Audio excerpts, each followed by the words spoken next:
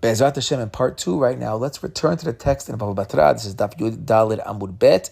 And then Be'ezrat Hashem, try to get some other approaches, a little deeper, a little mystical, a little more out there approaches to what the Gemara is trying to teach us. Okay, so said the Gemara, Moshe Katab Sifro. Moshe Rabbeinu wrote his book, and now we mentioned Sifro on the simple interpretation. That means the Chumash. We actually saw in the Yerushalmi another nuance we didn't mention in the first part. The Yerushalmi, it says that Moshe Rabbeinu wrote Chamisha Sifrei Torah. So really, when it says Sifro over here, if we're going to say the texts are saying the same lesson, so Moshe Rabbeinu Katav Sifro is referring to the Chumash. U Parashat Bilam, and he also wrote the Parashat Bilam, the Iyov, and the book of Iyov. So our question was, isn't Parashat Bilam part of the Chumash? How could you say that Moshe Rabbeinu wrote Sifro and Parashat Bilam? Parashat Bilam is part of the Torah. What in the world is Parashat Bilam we're talking about? Okay, so now I want to get with the most wild of the Pshatim, and then B'ezrat Hashem we're going to end up with some mystical approaches. Okay, so this is in the Ritva. Ritva, we're going back to the Rishonim, says the Ritva is found in the Ein Yaakov. It's also found in the newer Ritva editions, quoted from the Ein Yaakov. So says the Ritva over there. Parashat Bilam is actually a different sefer. It's not the Parashat Bilam that's in our Parasha, that's in our Chumash. It's not what we're going to read this week in our Torah portion. Rather, when the Gemara says Parashat Bilam, it's talking about a totally other book. Moshe wrote another book. It's a deeper dive. It's a deep dive into the prophecies and teachings of Bilam. This is the book of the Parshiot of Bilam. This is Bilam's prophecy book. So it's either going to be delving deeper into his prophecy, or maybe into the philosophical lessons, as we mentioned in the first part, that in his fourth nevuah, he's speaking to the non-Jewish world. So maybe this is like the prophecies that he's giving, or the philosophical lessons, and the teachings for the non-Jews. Says the Ritva, this book was a separate book, and it still existed in the times of the Gemara, but sadly now we've lost it, as we've lost many books throughout the generations. Now, La'anut Da'ati, I was thinking the timing, if this week's parasha really, if this Gemara is really talking about a book of Bilam that we lost, it's kind of fun, because the same idea is in last week's parasha as well. It's really last week's parasha is the first time we really have this concept that maybe the Torah is hinting to other books, because in last week's parasha, there's a pasuk that speaks about the Sefer Milchamot Hashem, that it was written in the Sefer Milchamot Hashem. And while most of the Rishonim don't learn that it's referring to a separate book, there are some Rishonim, including the Haiskuni, that learns that Sefer Milchamot Hashem is a different book. That last week's parasha in the Psukim, forget Gemara, in the actual Torah Shebichtav, is telling you there was another book called Sefer Milchamot Hashem, but ultimately it was an external Sefer that was written, and it was around at the time, but then it was lost. In today's time, we no longer have that Sefer. Now, in the Matifta Gemaras, they mention this Ritva, and then they reference Rabbi Yoshua ibn Shwayib, and what he says on this. So I looked it up. I happen to have in my house the commentary on the Kabbalistic parts of the Ramban, and one of the three main commentaries in that book is this Rabbi Yoshua ibn Shwayib, and I looked throughout the whole commentary, and I couldn't find it. And then I looked a little bit closer, and then I realized, it said Drashot Rabbi Yoshua ibn Shwayib. So it turns out he has another Sefer. So I searched, and I found the Sefer in an older edition, which is pretty hard to read.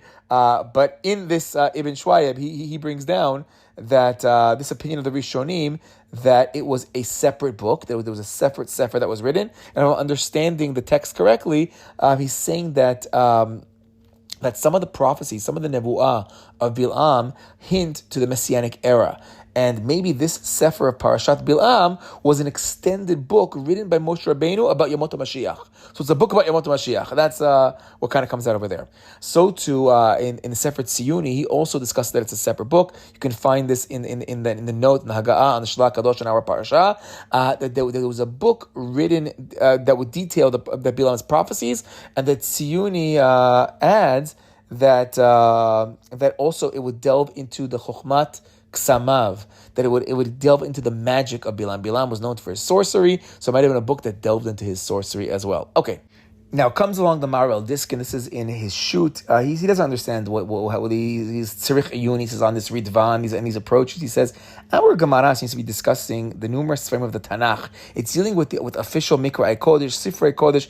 It's not speaking about the apocryphal Sfarim Chitzoniim. It's not talking about the outside books. So he says, I find very kasher to say that all of a sudden, in his whole big discussion of who wrote which book, and it's going through all this frame of the Tanakh, that all of a sudden and there's also this thing called Parashat Bilam, an outside Chitzoni book. This doesn't seem to be what the Gemara seems to be talking about. But as we see, there seems to be quite a bit of commentators who tend to want to go in this direction, that there is some kind of a special book over here. Now, if we go back to the Gemara, if we go back to our Gemara, but now go fast forward a page, if we go to Tedvav Amud Bet, where it's discussing the 7 prophets who spoke, whose message, whose audience was to the non-Jews. So one of the 7 prophets' name, we mentioned there's Bilam, there's Eov, there's another one there named Elihu ben Barachel. Now, Elihu ben Barachel, who is he? He's the last person to speak to Eov in the book of Job, when there were all the debates, all of the friends of Eov try to explain to him why he's dealing with all of these suffering. The last person to speak to him is a guy named Elihu ben Berachel. Actually, if we go back to our Gemara in the Yerushalmi, in the other Gemara, in the Sota Yerushalmi, it also speaks about this Elihu ben Berachel, and it's a debate who he was. Was he Jewish? Was he not Jewish? What's this whole story all about? But in the actual book of Eov, he was the last person to speak to Eov before Hashem finally reveals himself and gives the final say. Meaning Eov first had these 3 friends that try to explain why all this suffering, and then all of a sudden and it doesn't seem to be that the other opinions are really accepted. Hashem rejects them outright. And then Elihu comes, he gives his whole opinion, and the commentators note that when Hashem comes and finally gives his opinion, he rejects the earlier philosophical attempts of the other friends, but he doesn't reject Elihu's approach.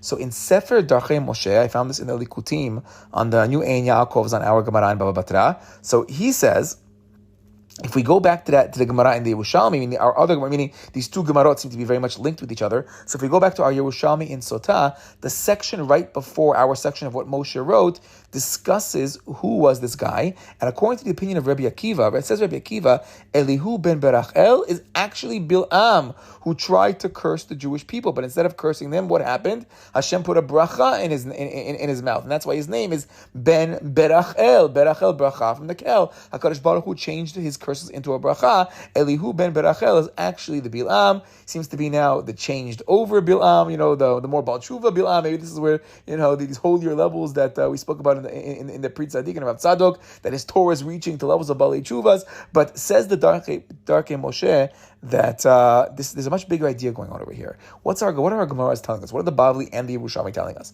They're telling us that Moshe Rabbeinu wrote Eov. And Eov has a section in it of Eliyahu ben Berachel. Parashat Bilam is the parasha of Eliyahu ben Berachel. So if we want to know what was this separate sefer, so we mentioned opinions. Was this sefer the prophecies of Bilam? Was this sefer the magic of Bilam? So according to Darkei Moshe, if we say that Elihu ben Berachel is Bilam, so what is Parashat Bilam? Parashat Bilam is a bigger book of the philosophy of Eliyahu ben Berachel, meaning ultimately Hashem doesn't reject his opinion, because it seems to be that Bilam had learned, after being the mouth of HaKadosh Baruch Hu, he had learned how to give over a much deeper theology that Hashem says is good for the non-Jews to hear. And that's the book that Moshe Rabbeinu reads. The Parashat Bilam is the parasha of the longer discussion of Elihu ben Berachel to Eov, explaining all the difficult questions about why do bad things happen to good people. Okay. Now, going with this whole new book idea, so I saw another approach in the Megillah Mukot. This is the Megillah Mukot in Ofan Kuf Yud Chet. He says as follows, that Parashat Bilam, it includes in it the 18 Pesukim in Sefer Yehoshua. He says that if you open up Sefer Yehoshua, there are 18 Pesukim that speak about the war against Midian, the death of Bilam, and he says that's what it's referring to. That Parashat Bilam is not that Moshe Rabbeinu wrote Parashat Bilam. Parashat Bilam is the 18 Pesukim that are in the book of Yehoshua. But then he notes that from the Zohar, at the end of Parashat Hazin, of the Bracha area, it seems that there's a greater book called Sifra de Bilam. That there's a bigger book called Sifra de Bilam. So the first approach says it's the 18 Pesukim in Yehoshua, and then he says, but maybe according to the Zohar, there's a bigger book called Sifra de Bilam, the book of Bilam. Okay, now if you open up the Ramami Pano in Asara Ma'amarot, this is Ma'amar Chakor Din Chelek Hey Perek Chet. He writes that since Bilam was in a certain sense equal to Moshe Rabbeinu, but from the side of Tumah, Moshe wrote down his Torah to be learned. As there are great sodot, meaning he's coming from a very high level. So Moshe Rabbeinu wants us to be able to tap in to some of those sodot. And says the Rami Pano, some of those sodot are actually related to the 4 types of capital punishment, because it's based on what we see in Yehoshua. Bilam dies through 4 types of capital punishment, and he says Moshe Rabbeinu wrote this stuff down in a Megillah, and he gave this Megillah to Yehoshua, and then that becomes the verses found in Sefer Yehoshua that deal with the death of Bilam. He says they seem to be out of place. They don't really seem to be in the why are we going back to the war against Midian and Moab and Bilam dying and 4 types of death? He says this is the Parashat Bilam that the Gemara is talking about, and there are deep sodot over here. Moshe Rabbeinu wrote it down, says the Gemara, and then gave it over to Yehoshua. It actually would be kind of nice, because if we're saying that Yehoshua closed off parts of Moshe Rabbeinu's book, now we're saying Moshe Rabbeinu gave over psukim, 18 psukim into Yehoshua's book. Okay, fine. But let's go to that source in the Zohar. The Megillah Makot mentioned that, but according to the Zohar, there seems to be a Sifra de Bilam. There seems to be a whole Sefer. So if you open up the Zohar, this is in Parshat Ta'azinu, V'zot HaBracha, the end over there of the Zohar, it says as follows. There are what's known as the Razin de Bilam, the secrets of Bilam. And the secrets of Bilam, Moshe, they say the Bilam, when he learned the Torah, he was able to find in the Torah secrets, certain sodot. And through saying them, but not through using them, there's a whole big arichut over there in the Zohar that he didn't use them, whatever that actually means, that you're not allowed to use, you're not allowed to use them. But just by saying them, Bilam was able to discover secret healings, bri'ut. So you wonder what this is like. He's the magic man, he's the healing man. Where did this come from? It came from him saying certain secrets of the Torah. There's also a Gemara, interestingly, in Sanhedrin. There's a Gemara in Sanhedrin that speaks about the Pinkaseh de Bilam. It speaks about that there was this Pinkas, this notebook of Bilam. Maybe it was a diary of Bilam, in which this Pinkas says that Bilam died at the age of 33. Actually, I saw one of the commentators wrote down that it's actually a sefer written by somebody else about the life of Bilam, but there's this thing called Pinkaseh de Bilam, the notebook of Bilam. Now, interestingly, that whole Gemara seems very complicated, because it speaks there about Bilam dying at the young age of 33 years old, which itself is very questionable, especially Kabbalistically, if Bilam is Lavan or goes back. And so what's going on? He dies at 33, which leads to some of the later commentators to come along and say that Gemara should not be taken literally at all. It's hinting to other hidden ideas. I even heard once that Bilam here may even be a code name for another person in history that died at the age of 33, a pretty famous person whose name needed to be censored out, because if not, we would have had to deal with the wrath of the Romans. So it's actually referring to a different evil person and using Bilam just as a placeholder for that other person. Okay, so that is the different approach book. That's the approach that Parashat Bilam is referring to, a Sifra de Bilam, a different book of that Moshe Rabbeinu wrote. Okay, but now let's return to our idea that Parashat Bilam actually is talking about the prophecies of Bilam, the prophecies as we find them in our parasha. Yet, for some reason, our Gemara feels the need to categorize Torat Bilam, Parashat Bilam, as different than Torat Moshe. Okay, so now let's get back to our Shlach Kadosh. Says the Shlach Kadosh, in our world down below, there's a division between Torat Moshe and Torat Bilam.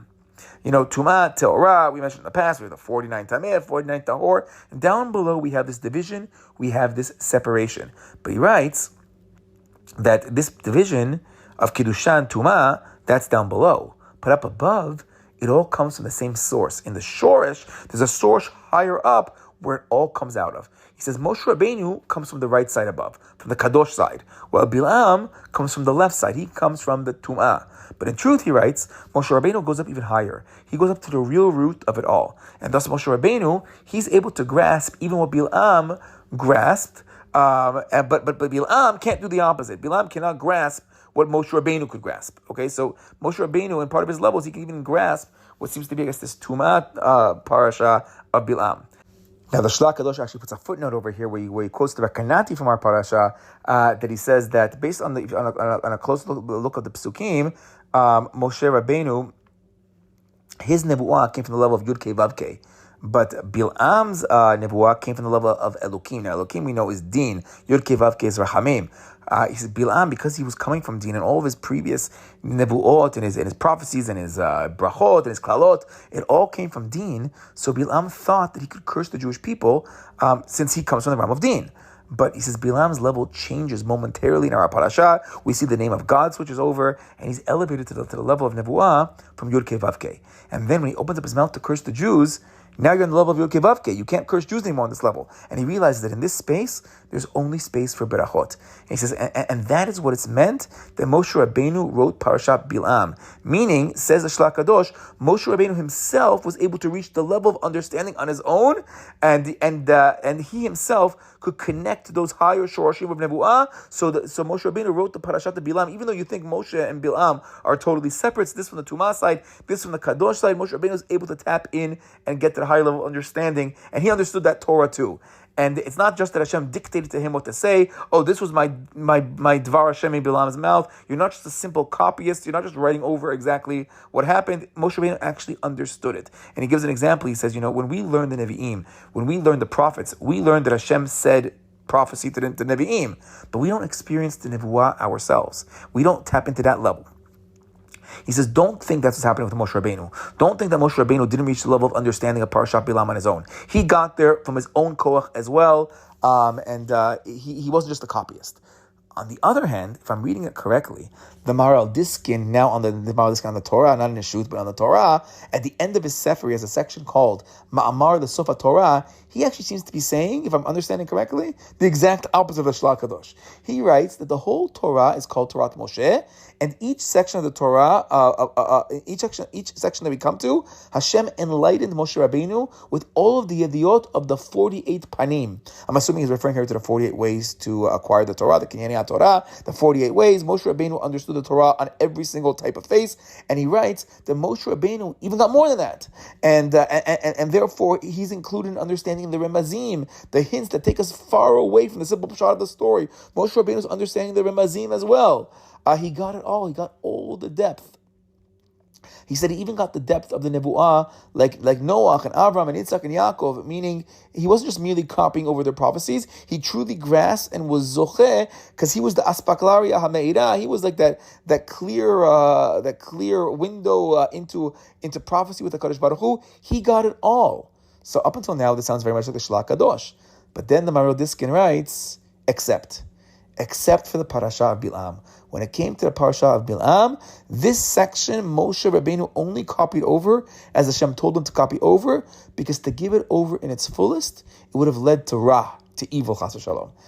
Meaning, if I'm understanding correctly, it appears this section was too dangerous, and to fully grasp it the way Bilam grasped it, that would lead to Ra. So I'm not sure exactly what he means by that. Would it affect Moshe? Would it come out the wrong? I don't know what that means exactly. So instead, Hashem explains it.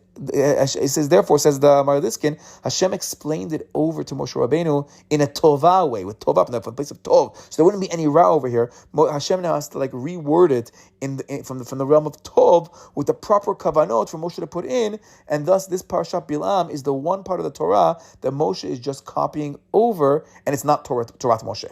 Okay. That's the Maharal Diskin. But let's go back to our Shlach Kadosh. Because La'aniyut Da'ati, what I think the Shlach is trying to say is that Moshe can indeed grasp the Nevuah of Bilam. And there still will be no Ra. There will still be no either. And either because Bilam was being elevated to a purer place in our parasha, like the Shlach Kadosh noted from the Rekanati, he's now the Nevuah on the level of the Yud Kei Vav Kei. He's no longer in the level of the Din and the Elokim. So in this higher level, he can now Bilam's prophecy isn't necessarily as Ra oriented. Okay, that could be approach number one. Or maybe approach number two, as the Shlach Kadosh himself said earlier, Moshe is tapping into the Nevuah at a higher place. That ultimately there's only Yichud, there's only Achadut up above, and then it gets separated. Remember we mentioned once in the past the beautiful mashal of the Tefillin Shel Rosh, that there's two straps, one on the right, one on the left, that come down. The right side a little bit longer because the Chesed side is always longer. The left strap, the Gvura strap, is a little bit shorter. But if you go to the back, that knot that Moshe Rabbeinu gets to see in the back, that knot shows that there's all Achdut, there's all unity. Maybe we could say Moshe Rabbeinu is tapping into this Shorsh Nevuah, like the Shlach Kadosh says earlier, that's in a higher, purer place. Maybe before it's broken down into the level of Tumah. I mean, he grasped the heights of this Nevuah at a higher level before it becomes anywhere near Ra. It's only in Tov, it's only in pure. Okay. The Shlach Kadosh closes, and he says as follows: Ureuya hayta parasha zo domar al yedei Moshe Rabbeinu bli emtza'it bilam. He says, really, Moshe Rabbeinu tapped into this level on his own. Moshe Rabbeinu was able to grasp all the deep ideas behind all the Sodot, all the Ramazim. According to Shlach Kadosh, Moshe gets all of it. And it really could have been Torah Moshe. But it wasn't. Why not?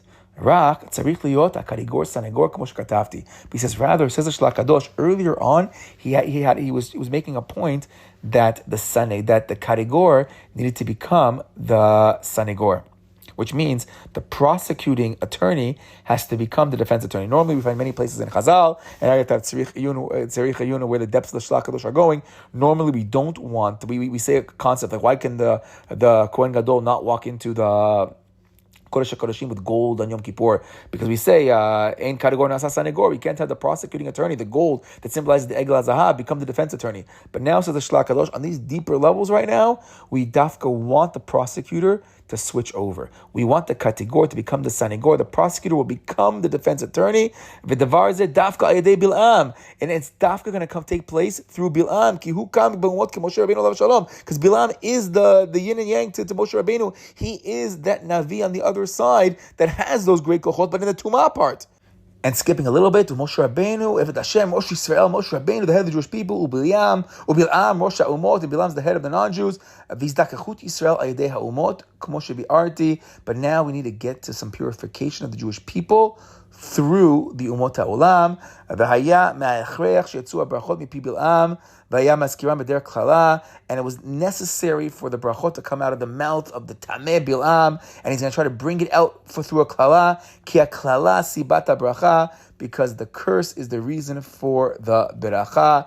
And ultimately saying that that there's much deeper mystical ideas over here of Israel's refinement coming about through the non-Jews, and the redemption coming about through the hard times. I guess it's kind of like Purim, not focus coming place, but what necessary is some of these difficulty to refine us and bring about that Geulah. So Dafka Kadosh Baruch Hu wants it to come from the mouth of Bilaam. That's what's so necessary. So Moshe Rabbeinu could have written Parashat Bilaam on his own, but Hashem didn't want that. Hashem wanted it to come out of Bilaam himself, because we wanted some kind of a tikkun taking place over here of the prosecutor becoming our defense attorney. Okay. Similarly, I saw in Sefer Neve Yaakov, similar, not as deep, but similar kind of idea. He says that these two additional writings of Moshe Rabbeinu, Parashat Bilaam and Sefer Iyov, he writes, these are two paths to get clarity on number one, the truth of Hashem, and number two, on Hashkachat Hashem.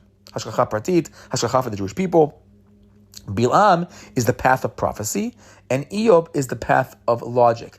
And similar to the Shlach Kadosh, he writes that it's a more powerful message when these two validations, that the Torah is true, that Hashem is true, Hashkacha is true, the Jewish people are the chosen people. It's much more powerful if it's validated by the non-Jewish world. If they're the ones, if push comes to shove, and literally in our cases, push comes to shove when it comes to both Bilaam and Iyov, if they admit the truth, if they're saying, oh yeah, the Jewish people really are God's chosen people. Yes, HaKadosh Baruch Hu is in the world. Yes, there's Schar V'Onish, and yes, HaKadosh Baruch Hu has a bigger picture and he knows what's going on. That's a lot more powerful when the non-Jewish world is saying that. When it's clear to them, then it's clear to the entire world. And I want to close with the words of the Akedat Yitzchak. This is the Balak in Sha'ar Pei Bet. It says as follows. He says, first, Parashat Bilaam had to be written so that everybody would understand why Hashem removed Ruach HaKodesh from the Umot HaOlam. We mentioned from the Midrash, the Umot HaOlam said, they would have an excuse, we never had a Navi. So now the Balak is saying from a different angle. Now we understand why they don't have a Navi anymore. After what took place with Bilaam trying to curse us, Balak, and this whole story over here, we understand why they no longer deserve this level of Ruach HaKodesh. But then says the Balak, something I think is even more important. He says as follows. Ve'ulam Parashat Bilaam, he says when it comes to Parashat Bilaam, hu gzar din gamor. It is the final gzar din, it is the final decision of the courts over here. It is the gzar din gamor, mipia menaged, from the one who's the menaged, from the one who is the contrary one. You have the Bilaam, you have the Balak, the evil nations. They're going to be posek the final law, asher yodeh befiv kisof kol hagoyim yachdav yechaliyun, that they are saying in the end of the days, they're going to be destroyed. They are going to fall. Israel, who nosha b'Hashem tishuat olamim lo tavosh v'lo tikamu ad olamei ad. But the Jewish people, they're going to be saved by HaKadosh Baruch Hu. They're not going to be embarrassed. They're not going to be destroyed forever, ever. We're going to always exist. When the non-Jew says that, and that's what Bilaam is doing in the end with his brachot, he's putting the psak din, he's giving us the beracha.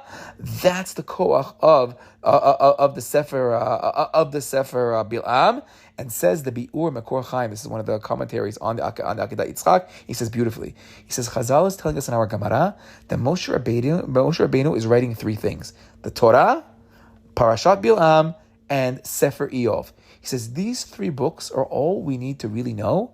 That if we internalize these things, we're going to be able to reach our greatness.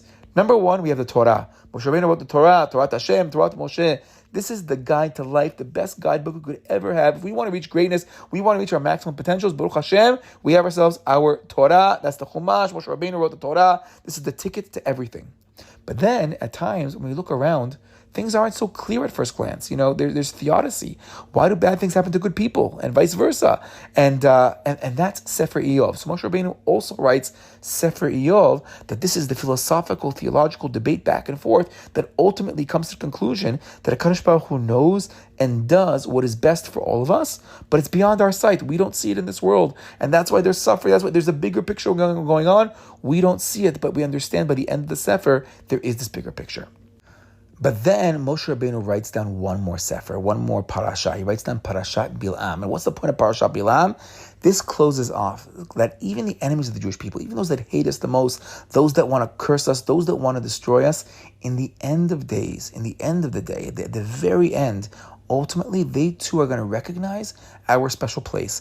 They too are going to recognize that we're the chosen people, that HaKadosh Baruch Hu is with us, that HaKadosh Baruch Hu is connected to us, that HaKadosh Baruch Hu will protect us, even the sinners amongst us, HaKadosh Baruch Hu will be with them as well. And when they finally get to that level of recognition of how close we are to HaKadosh Baruch Hu, they're going to give us a beracha. Shabbat Shalom.